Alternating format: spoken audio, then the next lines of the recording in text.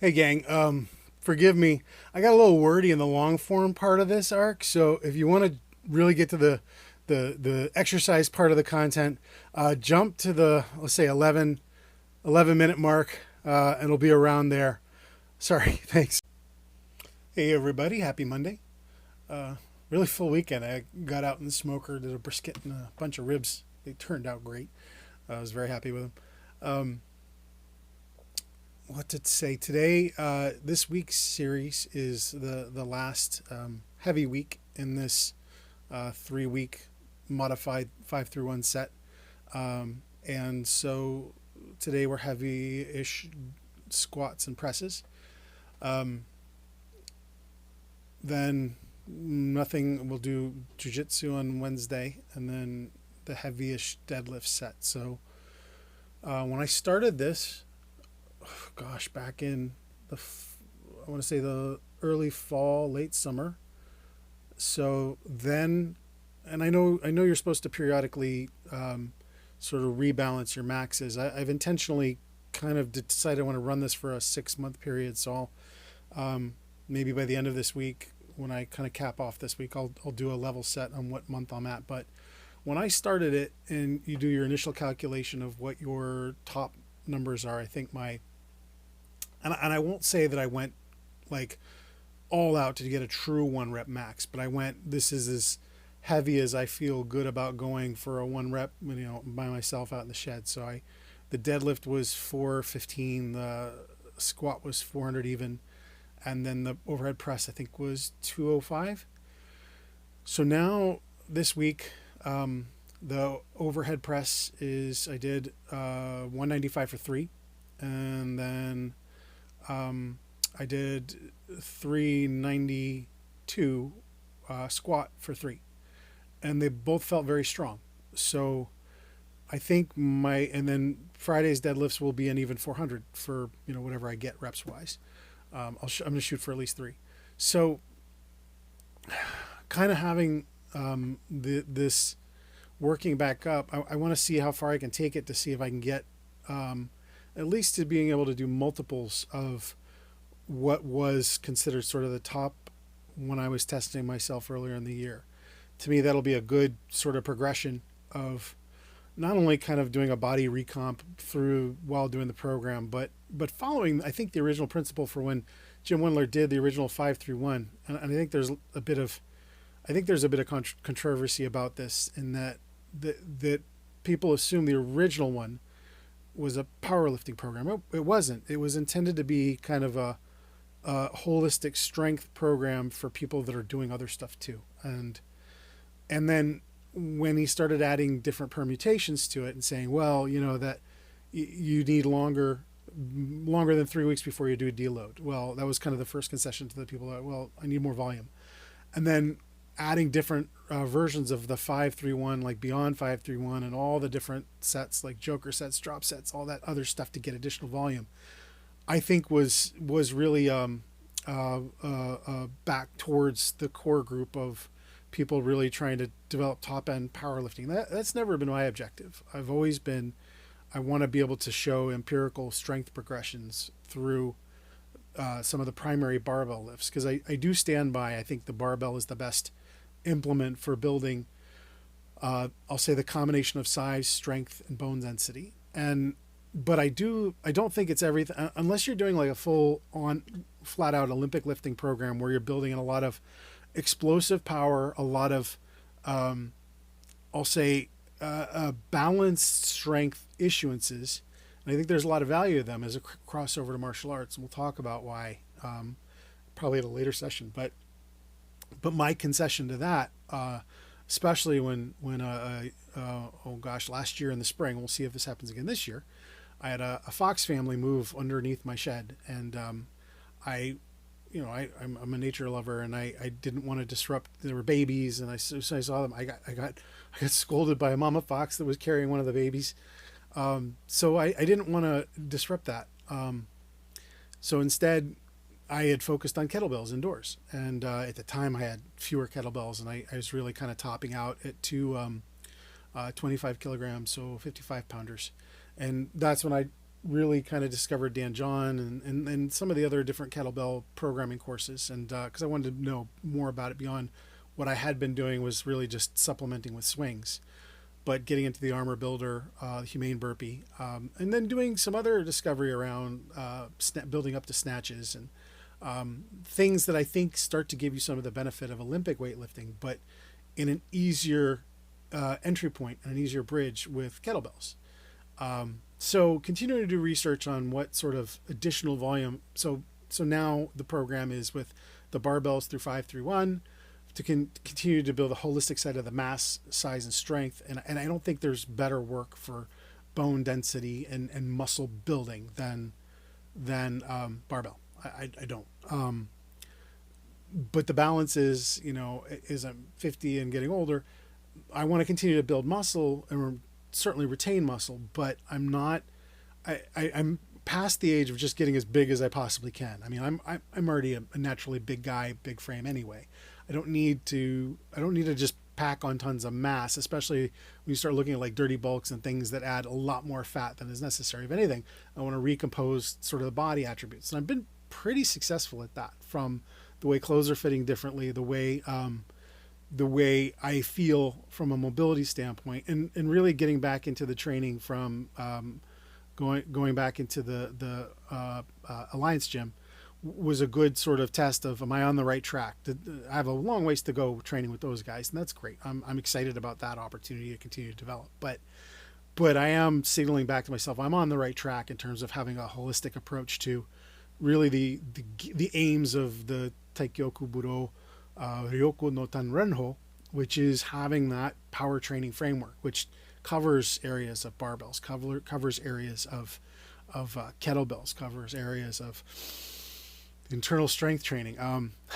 I got a bunch of reactions from the last one because I intentionally included more standing post type stuff in there, and some of the comments, some of the reactions from nonsense, stupidity, to people giving me a laugh emoji, and some of the Facebook posts, which there is one particular, probably know who you are, who keeps doing that. I think it's amusing. But if you do have feedback and this isn't really something you like, and you're doing more than just ignoring it, you feel compelled to post, I'd love to hear what you would do differently, or point me to the work you do. I'm last person to say I know everything, and I have reasons for why I'm doing what I'm doing, and part of this channel is working through them and making available the content. So I'm kind of putting my money where my mouth is. Here's where I'm at. Here's what I'm working on. And if it's useful for people, particularly that are in a position to try and take control of their own training. So if you're not going to be somebody that is making a second home at a dojo or gym or school 3 to 5 nights a week, it's not me. That's not really my lifestyle at this point. I'm a family guy. I'm as reclusive as I can be and get away with, but I have a lexicon and a body of knowledge I've built up over the years. And I want to continue to make progress and continue to make gains, but also coalesce and consolidate it to take my hypotheses and theories about how this stuff works together, prove it. If nothing else, but to myself, but you all get to be along for the ride as I do so. Kind of going back to the content though of, I am a strong believer that the internal strength stuff, where you're pressurizing the insides as you stretch the insides and connect the bone, muscle and tissue to enable lifting, explosive power. And I think it transfers across picking up things to locking up with somebody to hitting somebody really hard with a lot of force, and building that body skill set in a consistent way and absorbing force as it comes back to you, whether it's receiving a heavy load, whether it's and when I mean weights, barbells, kettlebells, right, or incoming force from somebody, or in a more grappling context. I mean, I feel pretty good that I can put pressure on someone if I need to in that context, and I'm less interested right now in trying to kind of just go be strong man in a grappling context. More, I want to go be smooth and learn good technique and not have to rely on the strength side, because that's there. I'm going to keep working on it. But if I can get smooth and have good technique and be mobile and know that the muscle and the resilience I've built helps me absorb that practice, both from being able to take bangs that might tear something in an older guy that's not as conditioned or strong. I think all of those things kind of are valid and play a part. So we're going to look at today some explicit work I'm doing on, and I'm trying to make it more explicit on the Gokyoku set, which is the fifth set in the Taikyoku Kuzushi. It is bringing power to a point in space, and it kind of brings together all the other things from whether you're moving on a vertical plane, horizontal plane, you're spiraling up, spiraling down. You're going to see all those movements in the body work I show, from how I connect bone muscle tissue, pressurize the body with breath to generate force and power in a direction, whether it's a press direction, whether it's a squat direction, whether it's a hit direction, or whether it's an entry point to either a clinch, a grab, or setting up something else. So that's what we're going to take a look at. One thing I'll point out, virtually every combative system I've ever done, every system of heavy exertion I've ever done, focuses on breath. Now, there's different levels of sophistication and complexity in how you focus on breath. What I'm showing you here is that focusing on breath in a way that allows you to pressurize the bone muscle tissue and issue that force in one direction, that's the focus.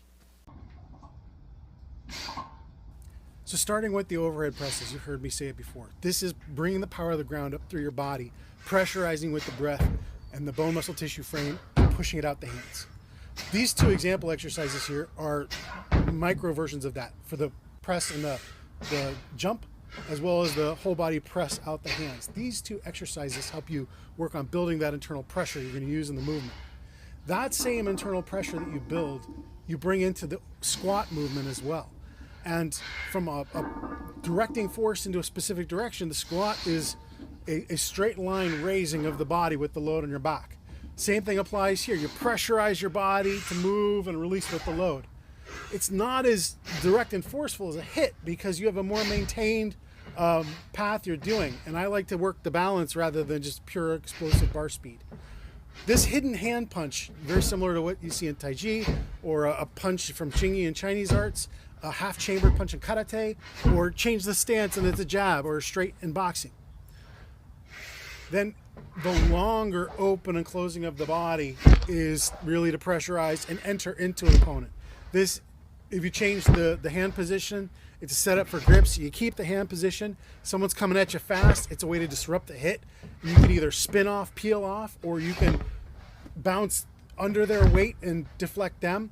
You have a lot of options from this kind of entry, and hands up keep you somewhat protected. Space. The last technique you saw was called konoha undo, and it's entry into a point in space that can either be a disruption, it can be break someone, it can be a break someone's timing and then change the angle of attack. It can be a feint and then initiate something else. There's a lot of different ways to apply it. For the purposes of what we're doing, I always like to recommend, I start with the open as kind of like oh no, what do I do?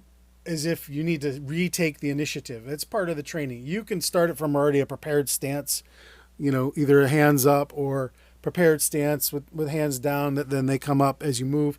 You have a lot of different ways you can play with that. And in a lot of ways you can kind of shape it to your art. If you're primarily in boxing, you'll have your hands up already. And so where you come in to disrupt and move out and then change the line or change the attack.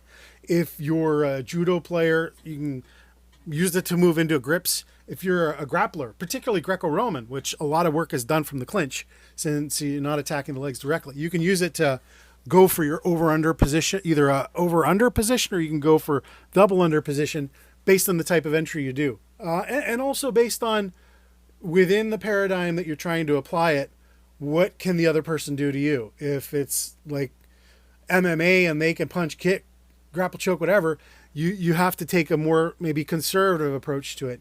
If you have a specific paradigm with which you're operating that has intentionally constrained rules like judo or Greco-Roman wrestling, then you can approach it in a more direct way. Or if it's, let's say, a Kyokushin or a Taekwondo match where your attacks to the head are primarily going to be kicks, right? And then that might pull the distance back out. And your entry may be a different type of setup since it's going to be primarily either foot first or a punch to the body type of motion, right? Or a kick to the body, right?